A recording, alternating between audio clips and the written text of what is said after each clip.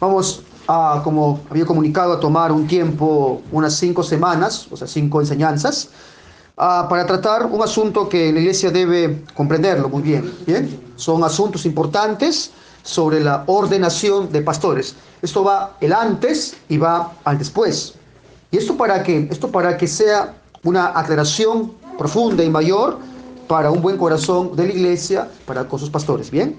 Así que veamos hoy asuntos generales, bien generales. No voy a entrar mucho detalle en cada uno. Eso va a tocar verlo cada vez que nos encontremos.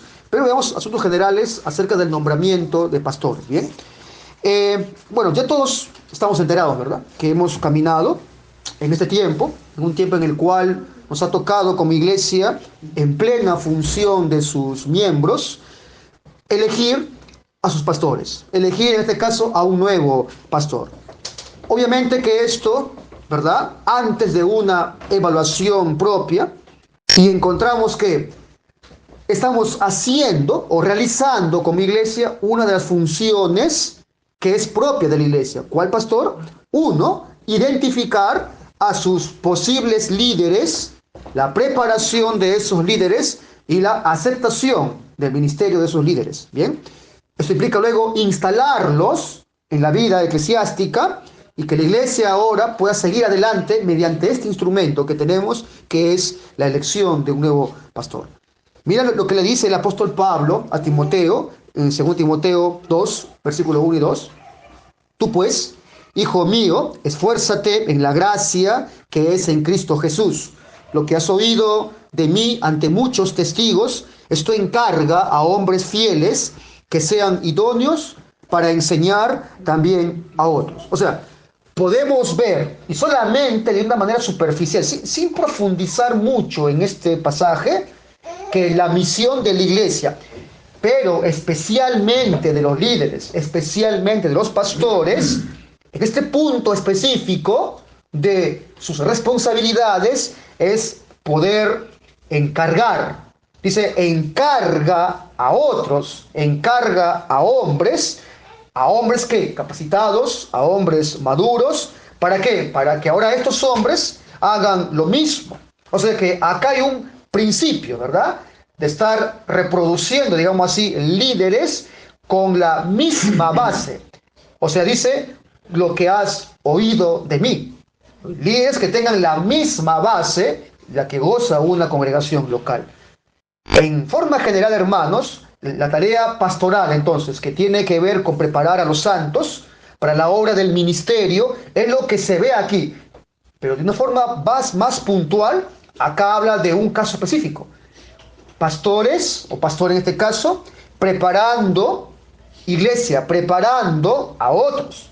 ¿Para qué? Para una labor, en este caso una labor pastoral. Y nota que agrega lo más con la misma base. ¿Y de qué base habla Pablo? Lo que Pablo creía, ¿verdad? Lo que Pablo enseñaba es esa base que debe ser puesta en estos hombres que van a ser preparados. Si podemos decirlo de otra manera, esta base es una doctrina bíblica. En nuestro caso es una fe reformada. Y esto, hermanos, es importante que usted lo entienda. No hablamos de hombres simplemente entrenados, sino que tengan una base. ¿De qué base? De lo que creemos. En este caso, una fe reformada. Ahora, ¿cuáles son estos santos que se refiere la Escritura que vamos a preparar para la obra del ministerio? Bueno, si tú leíste conmigo, dice hombres que fieles y que sean idóneos, ¿verdad? Hombres que sean fieles y que sean idóneos. Es decir, que en su momento también ellos puedan enseñar a otros. Así que sean hombres fieles, repito, y que sean hombres idóneos. Hay que estar trabajando con estos varones, entonces, en el marco del cuidado pastoral, en el marco de que la iglesia va evaluando sus dones. ¿Para qué? Para que estos hombres, en la base, en lo que creemos, puedan ejercer luego su labor pastoral. Ahora, hermanos, como sabemos ya, ahora espero que todos manejemos esos términos. Una iglesia ordenada, una iglesia bíblica, debe tener, ¿qué cosa? Varios pastores. Esto ustedes ya saben el término. ¿Cómo se llama? Pluralidad de pastores. O sea, una iglesia bíblica debe poseer ordenadamente varios pastores. Por supuesto, eso va a tocar verlo estas semanas. Esto requiere un balance. O sea, no implica que debido al hecho de que el orden en la iglesia demanda varios pastores, que que cuando tengamos un solo pastor, como hemos tenido por 5 años casi, tengamos que echar a lamentarnos o precipitar una elección forzada. ¿Sí? Eso no implica esto. Pero hermanos, es más, esto creo que le hemos dicho una vez ya. Puede existir una iglesia, pueden iniciar como una iglesia aún sin pastores. Hemos dicho que una iglesia, ¿cómo inicia? Como una asamblea reconocida.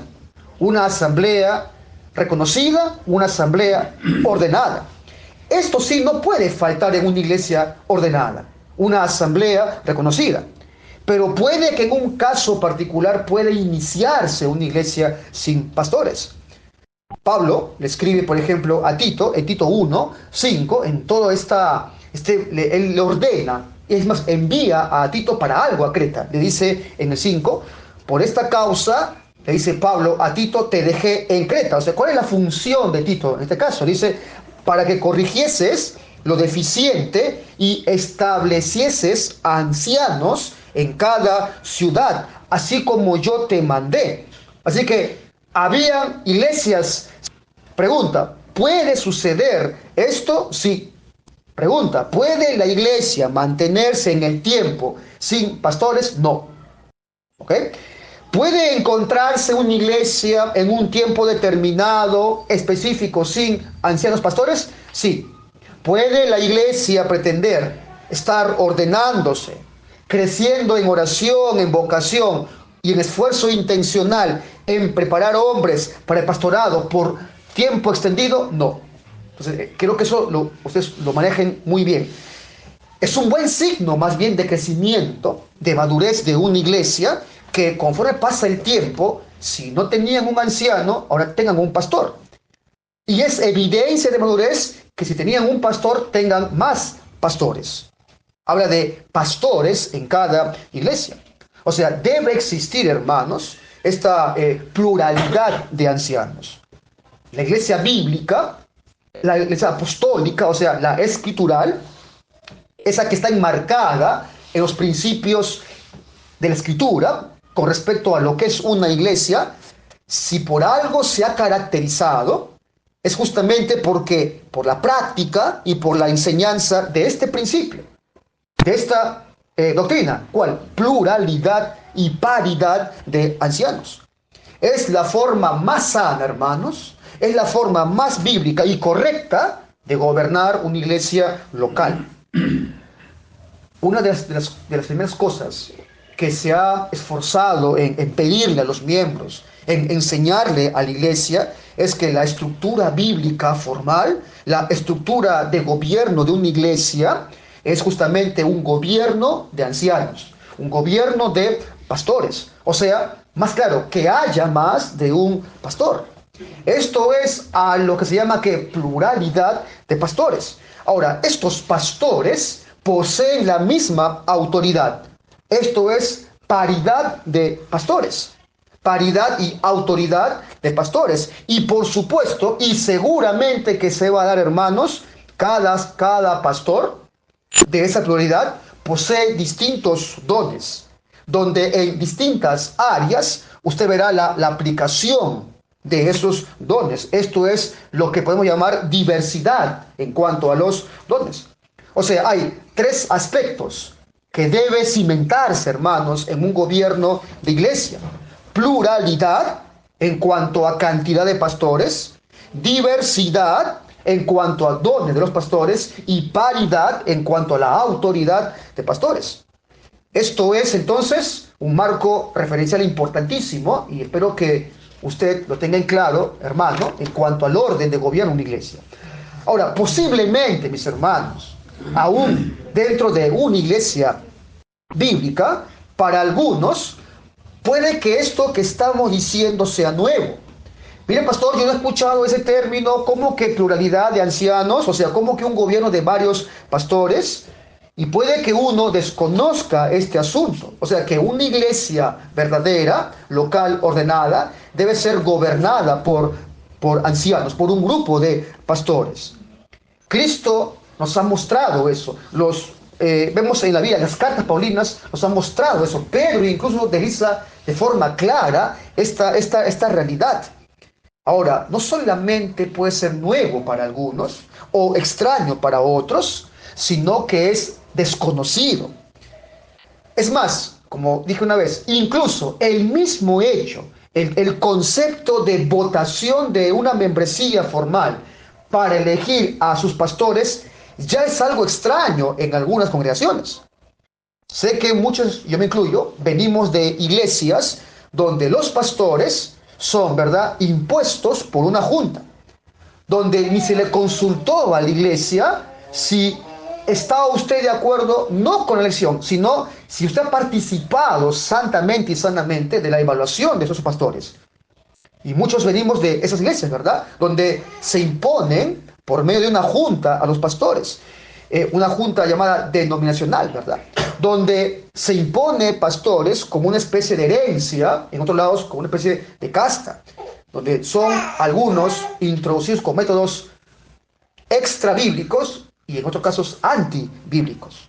Pero hermanos, a la luz de las Escrituras encontramos claros principios, claros fundamentos de cómo debe ser gobernada una congregación y cómo es este proceso de elección de ancianos. Por ejemplo, Hechos 27, lo leo, no busque por amor al tiempo, dice: desde Mileto mandó mensaje a Éfeso, Pablo, cuando se refiere a esta iglesia, y llamó a los ancianos de la iglesia. O sea, puedes ver ese vínculo plural, singular, ancianos de la iglesia. 1 Pedro 5:1 habla que, por tanto, a los ancianos entre ustedes exhorto yo, en plural.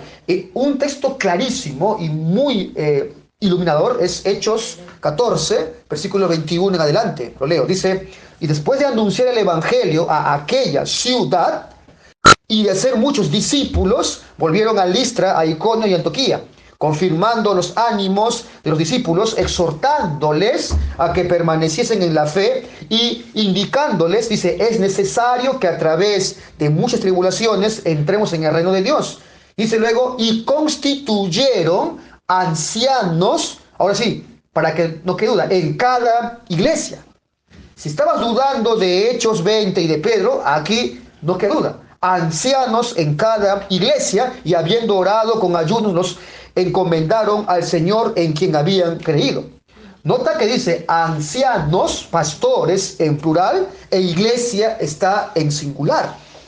Así que, ¿cuál fue la práctica apostólica? ¿Cuál fue la práctica histórica de la iglesia que constituía ancianos, pastores en cada iglesia?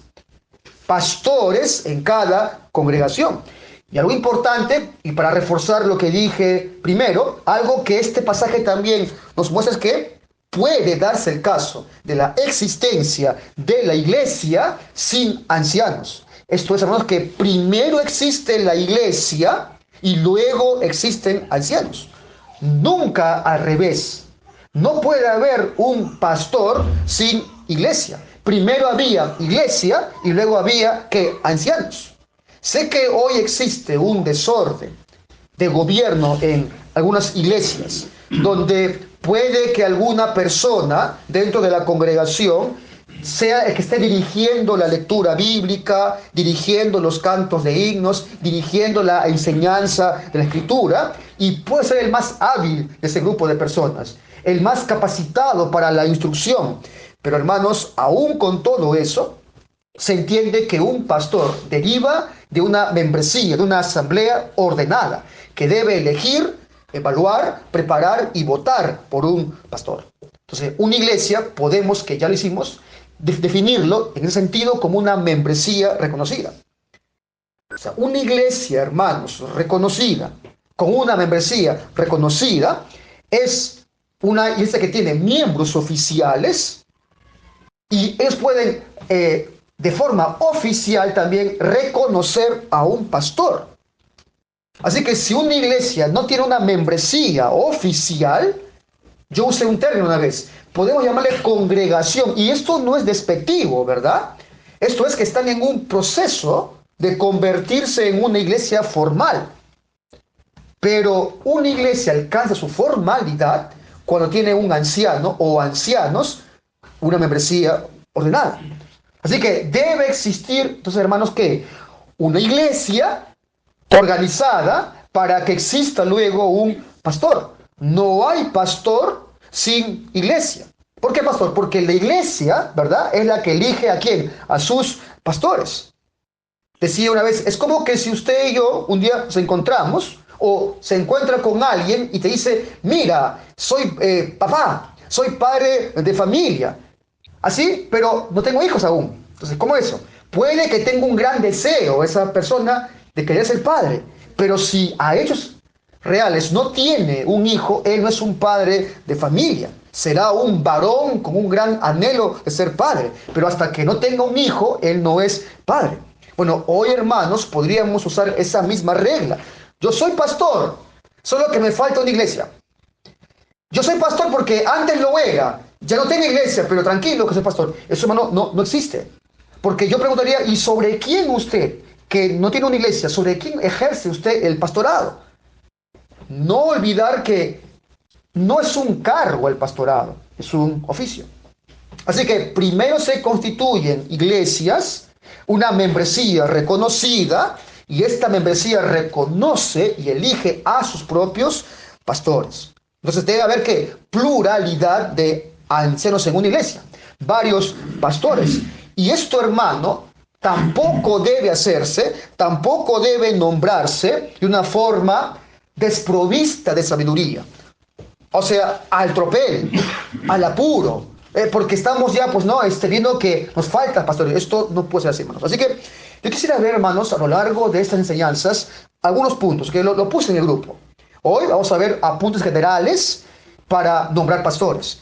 Pero vamos a ver luego el punto a punto de lo que hoy voy a extender. Por ejemplo, elementos indispensables y mínimos para elegir un pastor. Otro, la responsabilidad de la iglesia en la elección de pastores. Otro, diferencias entre errores y pecados. Esto tanto para la membresía como para los varones que van a ser evaluados para ser pastores. Otro, el valor y el buen corazón que se debe dar a los nuevos ministros. Y último, la prioridad de los pastores. Algunos todavía no entienden cuál es la labor de sus pastores. Se puede confundir ahí o puede juzgar indebidamente cuál es la prioridad que tienen sus pastores. Ahora, ¿por qué esto? O sea, ¿por qué tomamos tiempo, mis hermanos, en dar estas enseñanzas? ¿Por qué es importante, hermano, que usted conozca, no solo los miembros, sino que la iglesia conozca estos aspectos? Hay una profecía, una palabra dura en el Nuevo Testamento, que cuando uno lo examina, en todo ese capítulo, en Tito, encuentra que hay un peligro que advierte el apóstol Pablo. Dice que vendría, pero ¿en qué sentido? Vendría al gobierno de una iglesia local. Cuando vemos, por ejemplo, 2 Timoteo, no lea, 3 y 4, léalo en casa, con mucha paciencia. Lea todo ese capítulo, 3 y 4, 2 Timoteo. Pero encontramos ahí que inicia Pablo advirtiendo, dice, en los últimos días, ¿no? Así arranca, ¿no? En los últimos días, dice, vendrían tiempos difíciles. ¿Y a qué se refiere? No está hablando del pecado, no habla del fin del mundo, se refiere al peligro que iba a sufrir el gobierno de una iglesia. Dice, mas no irán más adelante, hablando de falsos pastores, de falsos ministros, dice, porque su insensatez será manifiesto a todos. Y termina toda esa sección diciendo, acumularán para sí maestros conforme a sus propios deseos. O sea, ¿qué viene advirtiendo aquí el apóstol Pablo? Que el orden divino de identificar, escoger pastores en una congregación iba a ser corrompida. Y sería corrompida si esto no se entiende, hermanos. Así que esta generación a la cual advierte Pablo, si esto no puede entender, iba a ser una fábrica de falsos pastores, una fábrica de falsos maestros, y que iban a estar dentro de donde, de la misma congregación. Ahora, cuando vimos el pasaje inicial, ¿quién o qué es, hermanos, un candidato a ser pastor? ¿Qué es un candidato y quién es un candidato a la labor pastoral? ¿Cómo debe actuar la iglesia una vez instalado un nuevo ministro? Primero, quiero que entiendan, hermanos, lo que es un candidato. Un candidato es alguien que aspira, ¿verdad?, a algunas cosas. Aspira a un cargo, aspira a una labor, aspira a un honor. Pero, hermano, no es esto necesariamente, o sea, no solamente el hecho de que yo quiero aspirar a un cargo que se toma como validez para que un hombre sea tomado en cuenta para ser evaluado para ser pastor. No es solo eso.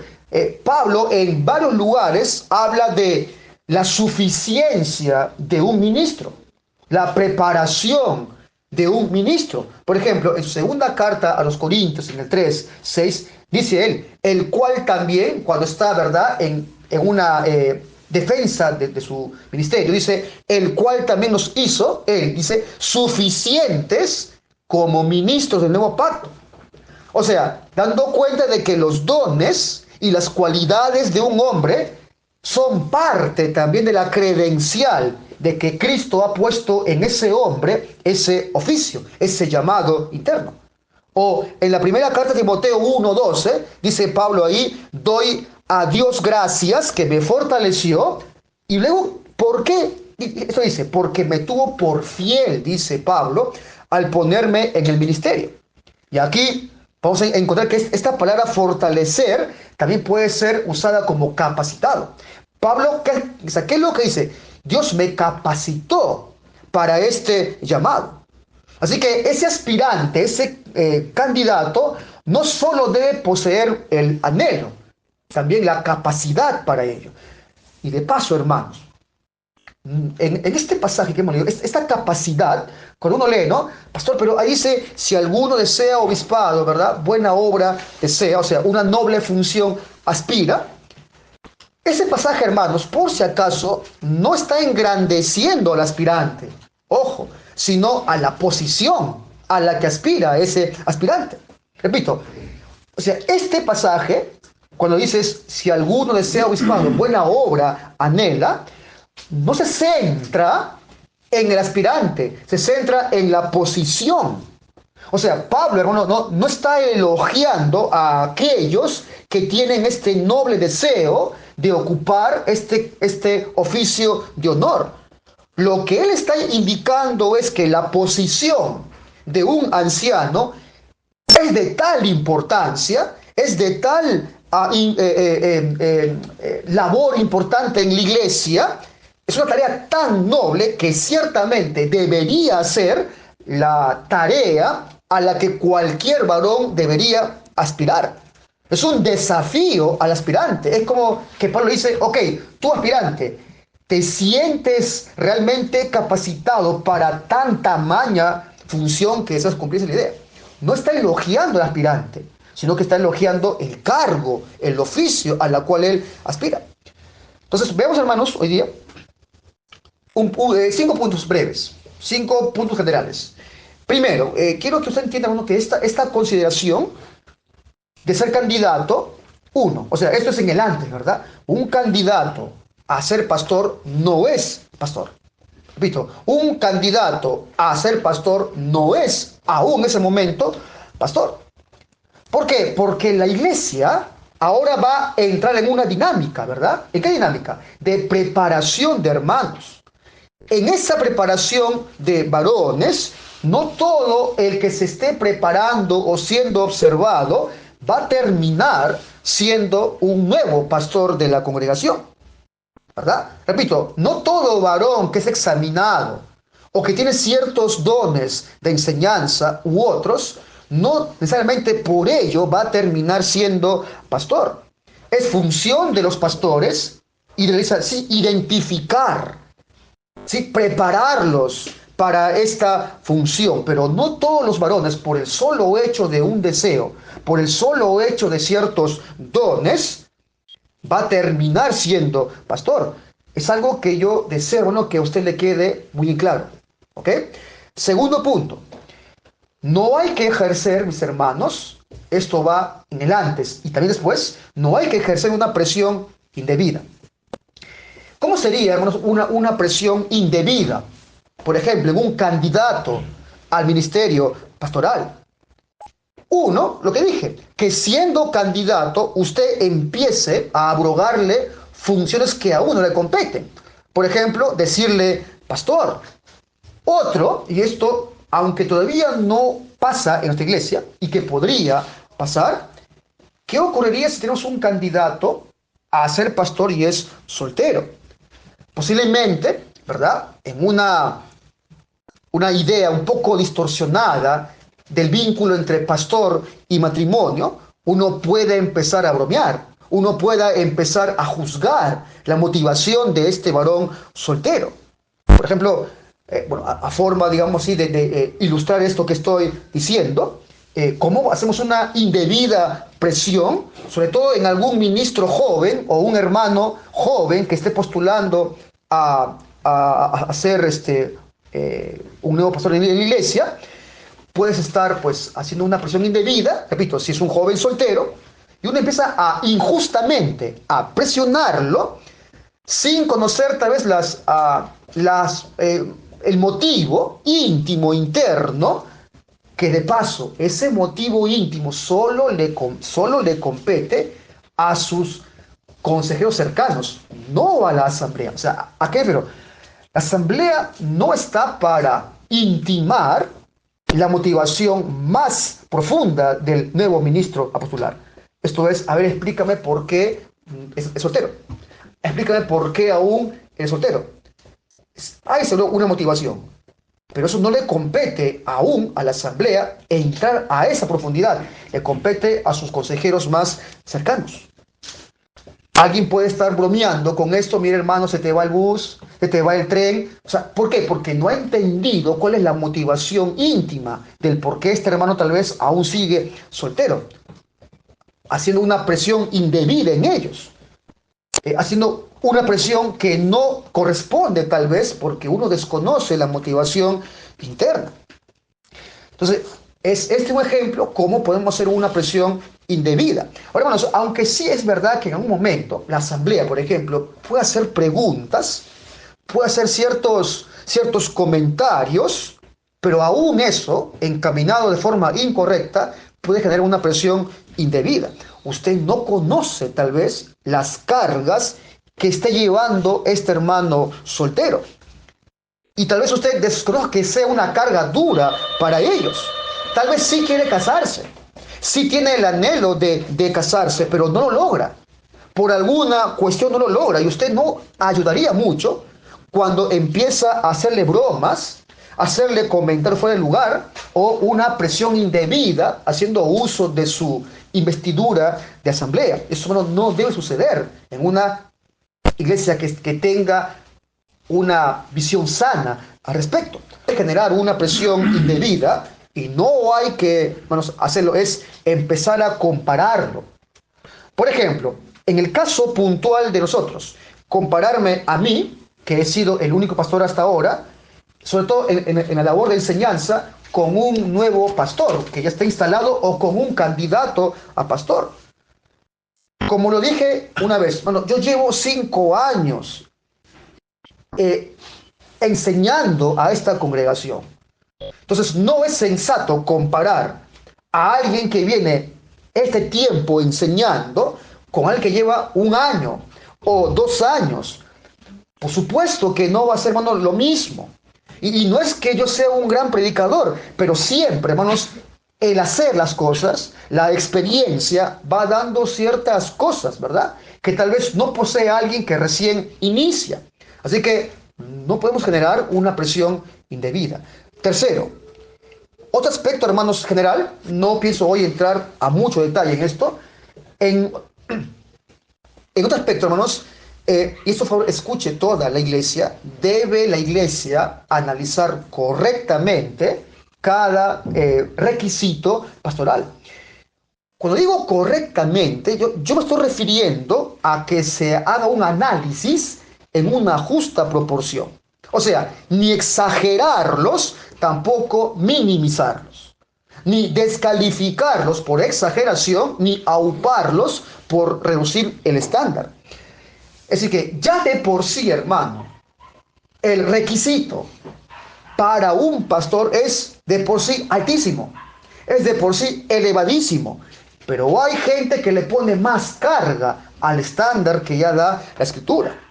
Por ejemplo, un ejemplo que puede ser aplicable. Una de las cosas que demanda la Escritura, ¿verdad?, para un pastor es que gobierne su casa. Esto es su familia, esto es sus hijos, esto es su esposa. ¿Qué ocurriría si alguno, en algún momento, puede ver al hijo de un nuevo pastor, al hijo de un candidato a pastor, hacer un berrinche algún día?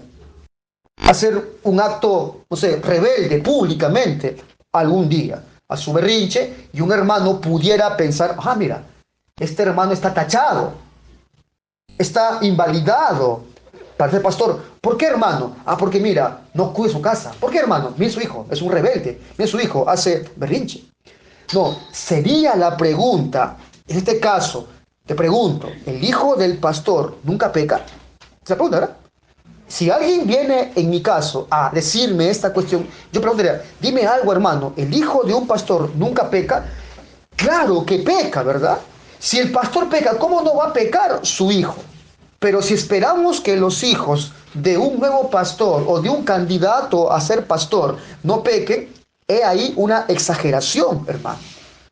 Entonces, el asunto no es que no pequen. El asunto sería más bien que tú evaluares cómo su papá, cómo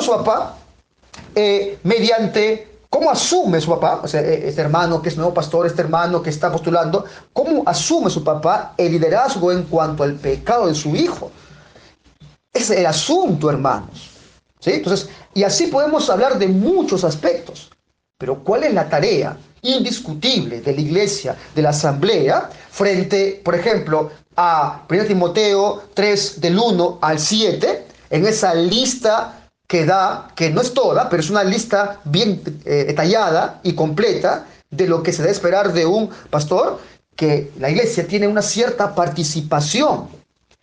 Aunque son los pastores los encargados de analizar, en primera instancia, de preparar y de ordenar a los hombres, la iglesia, expresada en la asamblea de una iglesia, tiene que ser consciente, hermanos, de qué manera está colocando sobre estos hombres estos requisitos bíblicos.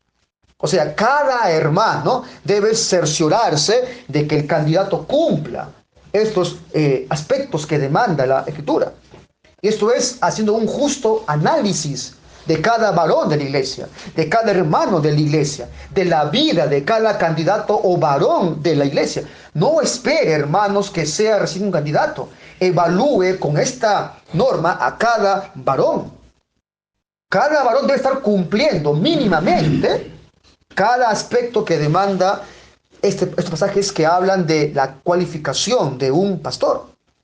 Cuarto, hermanos, la iglesia, entonces, esto es fundamental, necesita orar fervientemente antes y después de que se ordene un pastor. Hermanos, la oración es de suma importancia. No basta, hermano, con que, pastor, mire, yo recibí toda la instrucción, a mí me han dicho de A a Z cómo se evalúa un pastor. Bueno, eso no basta, hermanos. Tampoco basta tu experiencia. Pastor, yo ya pasé como 5 veces esto. No, tampoco basta. La oración es fundamental antes y después de la elección de un pastor. No puede enfrentarse la iglesia, hermanos, tamaño evento si no está acostumbrada a orar, privada y de forma pública. Usted debe estar orando. Ahora, hermanos, no porque ya se eligió un pastor, un nuevo pastor, ya estamos curados esto. Siga orando por los hombres de la iglesia. Dice Hechos 14:23, y después de haber constituido ancianos para ellos en cada iglesia, y dice, y de haber orado con ayunos, los encomendaron al Señor en quien habían creído. O sea, debe estar orando la iglesia antes y después.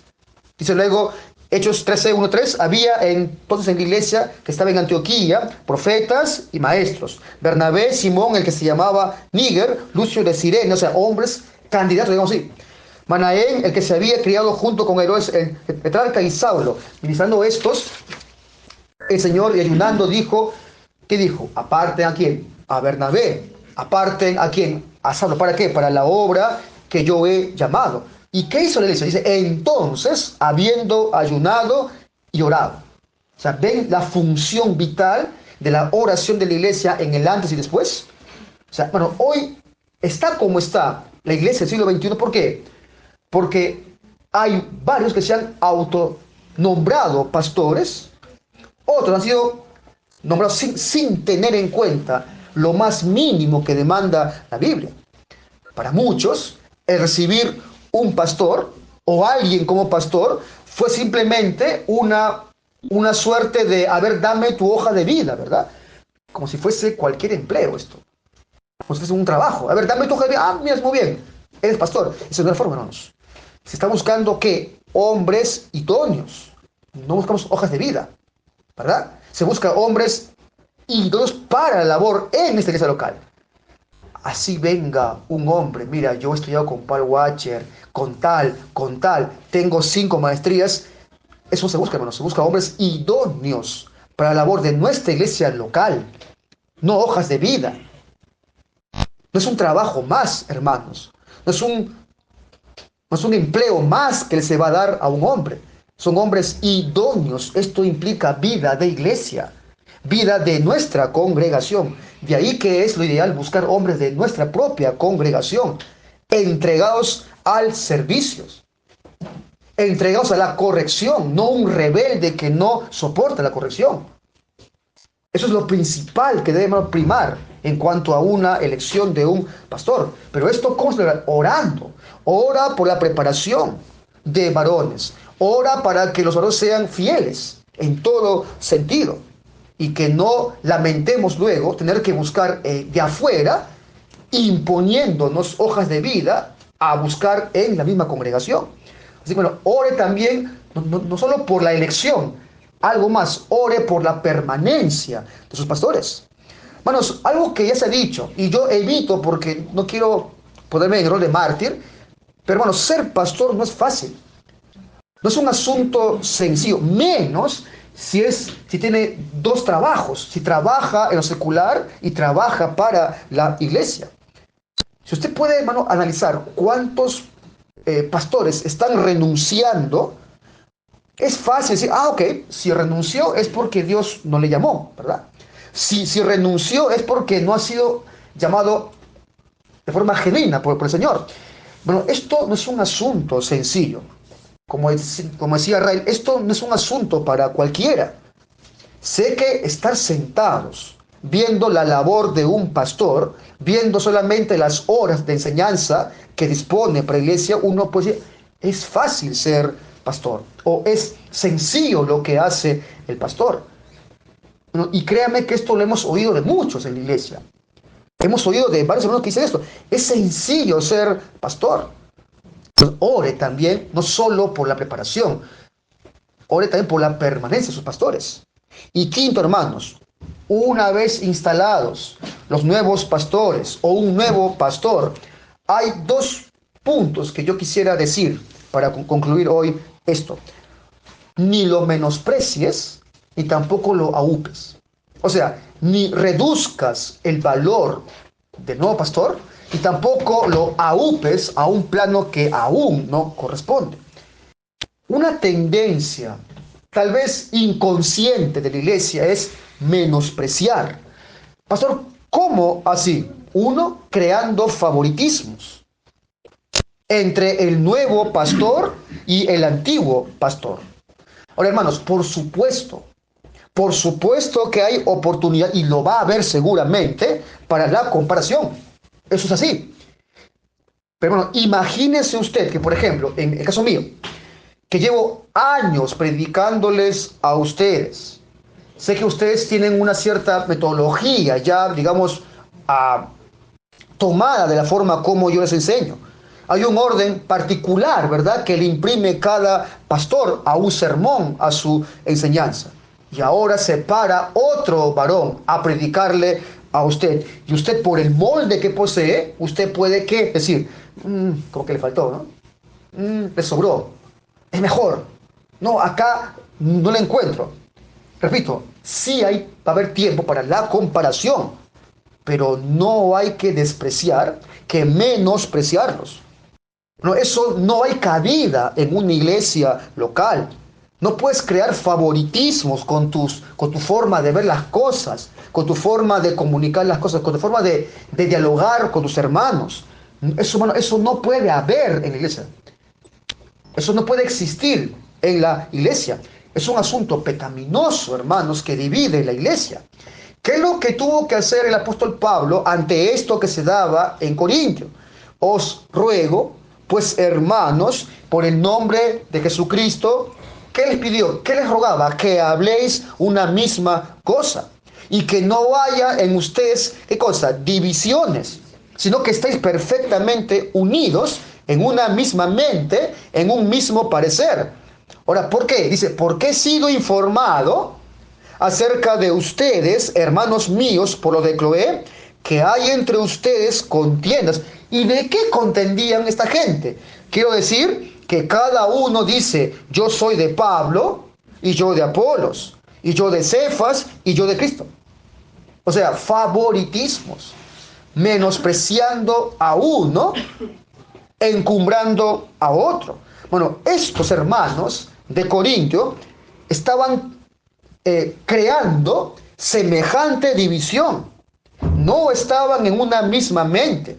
Bueno, y esto no debe suceder en la iglesia. Cuando uno indica, por ejemplo, algo como el nuevo pastor no lo hace tan bien como el antiguo pastor, o el nuevo pastor es mucho mejor que el antiguo pastor, son términos que más bien, hermanos, delatan tu insensatez. Son ásperas, son insensatas y son, bueno, también son divisivas. Así que tenga cuidado, hermano, cómo se expresa, cómo se dirige, cómo comenta con sus hermanos. Bueno, una cosa es, escucha por favor, que los maestros, los pastores, seamos juzgados por la veracidad, por la fidelidad con la que usamos la palabra. Que seamos juzgados, sí, júzgueme, por la veracidad, cómo trazamos la escritura de lo que enseñamos y que de hecho siempre estamos llamados a desarrollar mejores dones para la enseñanza. Eso es una cosa. Pero algo muy diferente es que yo diga, yo prefiero a ese pastor y su enseñanza que al otro. A tal punto que hay hermanos en iglesias que, y espero que eso no ocurra, hermanos, en nuestra congregación, que cuando se pone, por ejemplo, una programación para predicación, dice, mira, el domingo en la tarde no me gusta ese pastor, así que solo voy talorero. No, él no me gusta cómo predica, así que mejor voy en la tarde, o viceversa. Eso no puede, hermanos, ocurrir, eso. Eso no puede darse, hermanos, en la congregación. Mira, mejor voy a oír a tal pastor, no a este pastor. Es un asunto perverso, eso, hermanos. Eso divide la iglesia de Cristo. Y no hace falta que lo digas, ¿ah? Con tu ausencia vas a demostrar esto. Con tu conducta vas a demostrar esto, un favoritismo por ciertos pastores. Bueno, a ambos, en este caso nuestro, sean 3, 5, a ambos debes oírlos. ¿Por qué, pastor? Porque ambos están, ¿qué? Trayendo la palabra de Dios, que es tu alimento, hermano, ¿verdad? Es tu alimento espiritual. Ahora, la envoltura de este alimento puede que cambie. El adorno, cómo se enseña, puede que varíe. Puede que para ti la envoltura de uno sea más linda que el otro. Puede que el adorno de este alimento, que es los sermones, puede que te guste más que el otro. Bueno, pero lo mismo, usted debe alimentarse de ambos. No importa si te gusta más el adorno de uno o del otro. ¿Por qué? Porque los pastores, 2, 3, 5, los que fuesen, ambos están haciendo la obra que el Señor quiere que haga. Y yo creo que debo tomar de ambos, ¿verdad? De 3, 4, 5, cuantos pastores haya en una congregación. No sé si me hago menos entender. Entonces, no, esto no debe ocurrir, hermanos. No hay parcialismo en cuanto a quién quiero escuchar. No hay favoritismos. Una vez instalado un nuevo pastor, no debe haber un desprecio por alguno de ellos. Tampoco un aupamiento excesivo por alguno de ellos. Y la segunda cosa que quiero agregar a esto es que no tengan paciencia. ¿A qué pastor? Al crecimiento de sus pastores. Tanto quien le habla, el antiguo, como el nuevo pastor. Tanto de los que ya estamos tal vez años, como de los que se van a incorporar e instalar en la iglesia local. Sobre todo los nuevos, esto que en razón de la novedad de su instalación. Bueno, por supuesto, no vamos a nombrar neófitos, ¿verdad? Eso no va a ocurrir en esta congregación. Eso no va a darse en esta iglesia. No vamos a elegir neófitos en la iglesia.